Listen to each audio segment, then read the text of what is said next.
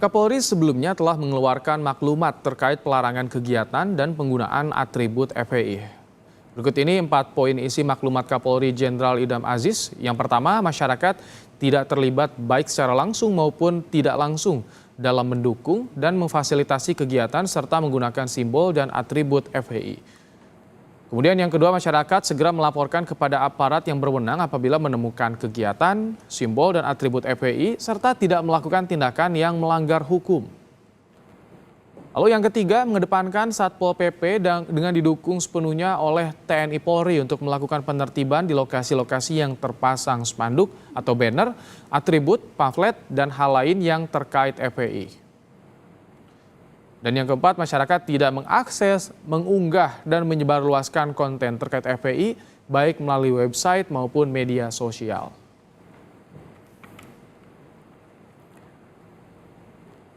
Kontroversi maklumat Kapolri tentang pelarangan kegiatan dan penggunaan atribut FPI dikhawatirkan membatasi kebebasan pers.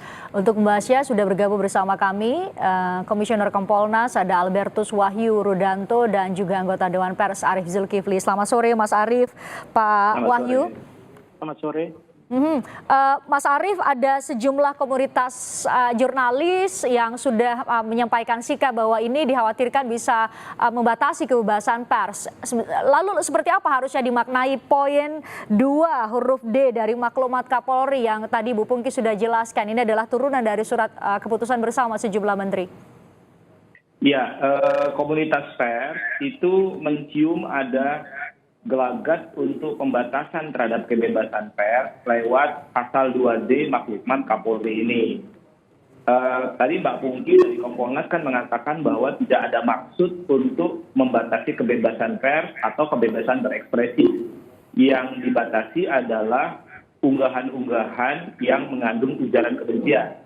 Nah, persoalan unggahan-unggahan yang bernuansa ujaran kebencian ini tidak disebut secara detail di dalam pasal 2D itu. Jadi itu bisa ditafsirkan macam-macam. Nah, di sini kita menenggarai pasal 2D maklumat ini bisa menjadi pasal karet. Artinya, kepala kepolisian daerah atau aparat kepolisian di banyak tempat akan bisa menafsirkan itu sebagai sebuah maklumat agar tidak ada postingan-postingan menyangkut FPI. Dan ini mendatangkan kecemasan di kalangan media. Saya sendiri dari kemarin mendapat banyak sekali telepon dari teman-teman wartawan yang bertanya, kalau kami memberitakan FPI itu masuk nggak dalam pelarangan di pasal 2D? Kalau kami membuat berita follow up news tentang FPI, apakah kami masih boleh menampilkan foto dari logo FPI atau pimpinan FPI dan seterusnya? Jadi ada beda tafsir yang bisa macam-macam dan ini sangat berbahaya.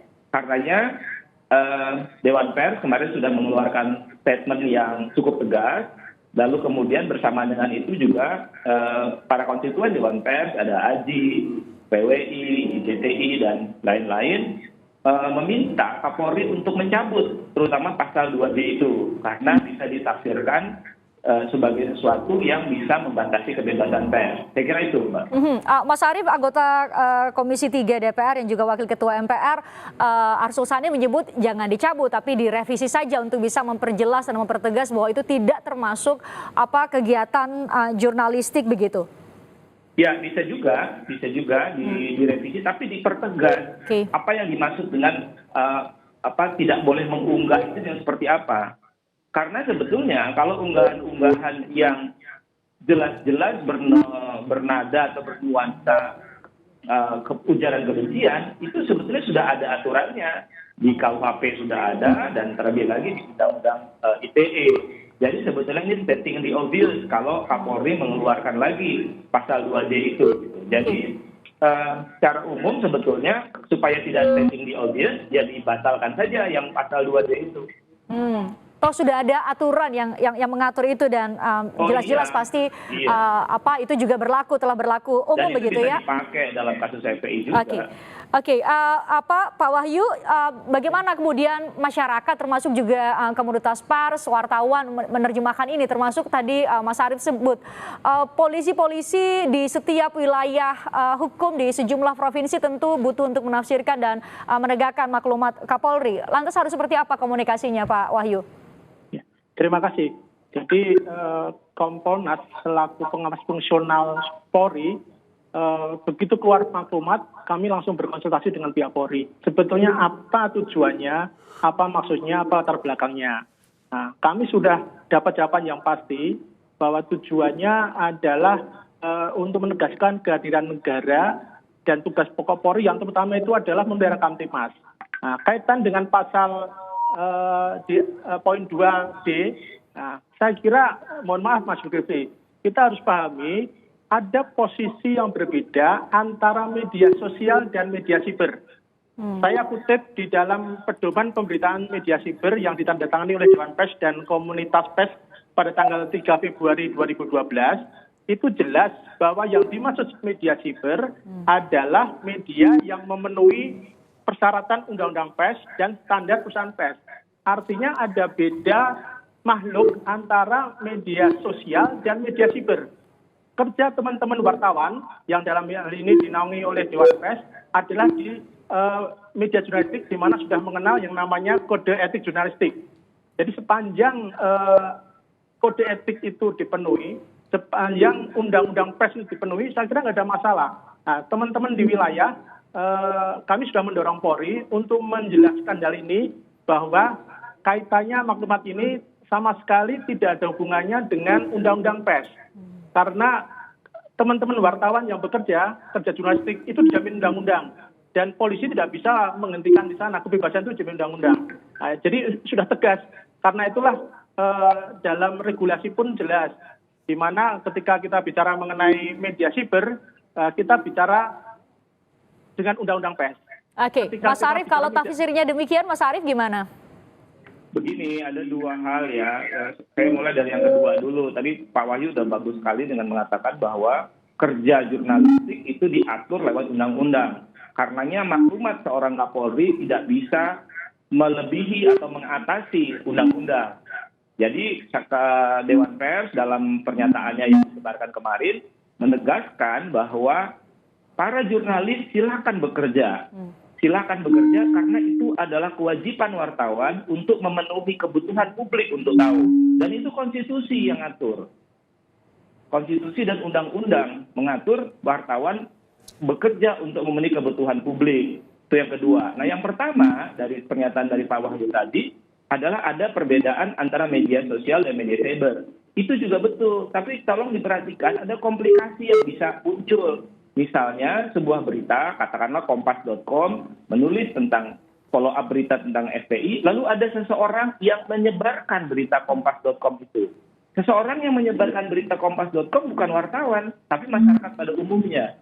Nah, ini muncul komplikasi di sini. Dia akan kena yang mana? Oke, wartawannya barangkali akan terlindungi oleh undang-undang pers. Tapi orang yang menyebarkan berita kompas.com, apalagi ditambahi dengan barangkali analisa, pendapat, kata-kata, dia bisa tidak bisa dilindungi oleh undang-undang pers maksud saya gitu. Nah, di sini muncul komplikasi. Dan sekali lagi menurut saya problematik pasal 2D ini. Oke, nah teknisnya tidak semudah itu Pak Wahyu? Saya kira masyarakat sudah paham. Selama ini ada MOU antara Dewan Pers dan Mabes Polri. Dan itu jelas, ketika persoalannya itu persoalan delik pers, tidak bisa langsung ke ranah hukum, tapi harus ke Dewan Pers dulu. Nah, sehingga tadi yang disinggung oleh Mas Arief, betul, ini problem kita Mas Arief. Di masyarakat itu kan kadangkala masyarakat itu sudah sebagai wartawan, yang dimana kategorinya bukan kategori wartawan menurut Dewan Pers, tapi wartawan dalam tanda petik. Nah, ini problem kita memang, dan inilah tugas nanti teman-teman di wilayah, terutama kalau kita lihat di dalam maklumat itu kan ada jelas di mana perintah Kapolri kepada jajarannya untuk bagaimana menegaskan kebijakan yang sudah disepakati melalui SKP ini. Nah, jadi tolong tidak dicampur baurkan antara kebebasan pers dan kebebasan berpendapat. Ketika kita bicara soal kebebasan pers, itu jelas hukumnya, jelas ada aturannya, jelas ada kode etiknya. Tapi ketika bicara kebebasan berpendapat, saya kira tidak bisa kebebasan itu absolut. Ada aturan-aturannya, tidak boleh mengadu domba, tidak boleh menimbulkan perpecahan, tidak boleh membuat penyebaran sara. Ini saya kira sudah jelas batasnya. Oke. Sehingga ya. Pak Wahyu, tadi poin dari Mas Arief belum ada jawab tadi. Bagaimana kalau ada masyarakat yang mengunggah atau menyebarluaskan berita yang merupakan produk jurnalistik dan memakai kacamata poin 2 huruf D ini? Itu bakal seperti apa terjemahannya nanti bagi para petugas atau aparat kepolisian di lapangan? Sepanjang kutipan dari media siber itu tidak ditambahi, tidak dikurangi, tidak diolah dengan kepentingan tertentu, saya kira nggak ada problem. Jika kita misalkan tadi contohkan ngutip dari Kompas.com, ketika kutipan itu memang kutipan yang benar, nggak ada masalah. Karena memang salah satu sifat dari media siber kan dia bisa menyebar dengan jaringan internet. Tetapi ketika kemudian di sana ada bumbu-bumbu yang tujuannya mengadu domba, ada berita bohong, menimbulkan keterlibatan umum, memprovokasi, itu yang kemudian undang-undang ITE yang menjerat, bukan undang-undang pers. Jadi sudah jelas saya kira batasnya. Mas Arief butuh petunjuk teknis dong kalau gitu bagi penyidik atau polisi-polisi yang di tingkatan terendah begitu di Polsek yang kemudian harus sesuai dengan tafsir Pak Wahyu tadi. Saya senang sekali kalau Kapolda, Kapolres, Kapolsek dan seluruh jajaran kepolisian itu berpikir seperti Pak Wahyu. Itu bagus sekali kalau mereka bisa seperti itu. Tapi saya ragu karena terutama di tempat-tempat yang jauh mereka butuh petunjuk teknis dan bisa memberi tafsir sendiri, begitu. Tadi dikatakan ada soal MOU dan sebagainya. Ya betul, itu adalah urusannya kalau dia produk pers. Nah, yang jadi persoalan adalah saya katakan tadi kalau ada orang men-share, membagikan satu berita yang produk pers tadi dengan tambahan macam-macam. Sebetulnya saya kan sudah bilang bahwa kalau dia memberi ujaran kebencian, ditambah kata-kata yang barangkali tidak patut, itu bisa dikenakan pasal-pasal yang lain di luar Undang-Undang 40 atau Undang-Undang pers. Gitu. Jadi saya ulangi bahwa maklumat ini stating the obvious atau memastikan sesuatu yang sudah pasti, gitu. Malah bisa berdampak buruk, yaitu penafsiran yang berbeda dari aparat kepolisian di berbagai tempat. Berpotensi untuk beda tafsir, memicu kontroversi. Lantas apa yang seharusnya dilakukan? Direvisi, dihapus saja atau seperti apa? Nanti kita akan berbincangkan selanjutnya, saudara, di Kompas Petang.